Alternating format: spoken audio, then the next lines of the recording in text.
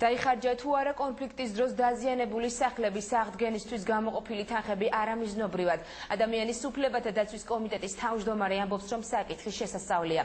მისივე ინფორმაციით დევნილთა სამინისტრო მასალები პროკურატურას უკვე გადასცა. კონფლიქტის დროს დაზიანებული სახლების რეაბილიტაციაზე დროებით სამთავრობო კომისიაშიც მსჯელობენ.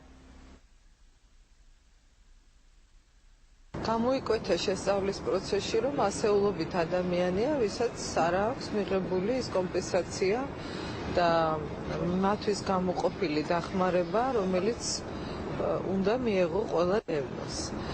ამ საკითხზე შესაბამისი მასალების შესწავლის შემდეგ ალბათ პროკურატურა ჩაატარებს სრულყოფილ გამოძიებას. ამავე დროს დევნილთა სამინისტროს ხელმძღვანელების მიერ არის გადაგზავნილი უკვე პროკურატურაში რამდენიმე კონკრეტული დარღვევის ფაქტი, სადაც იკვეთება დანაშაულის ნიშნები, ყოფილი ხელმძღვანელი პირების მხრიდან, ის დევნილთა და განსახლების სამინისტროს ხელმძღვანელობდა, სადაც საუბარია იმ სახსრების არამიზნობრივად გამოყენებაზე, რომელიც ასევე განკუთვნილი იყო დევნილებისთვის. იმები გადაეცათ არადევნილებს, ის რომ სახლები გადაეცათ იმ დევნილებს, რომლებსაც ჰქონდათ ასევე კომპენსაცია ფულადი მიღებული და რომელსაც დევნილის სტატუსი ჰქონდათ არასწორად მიღებული.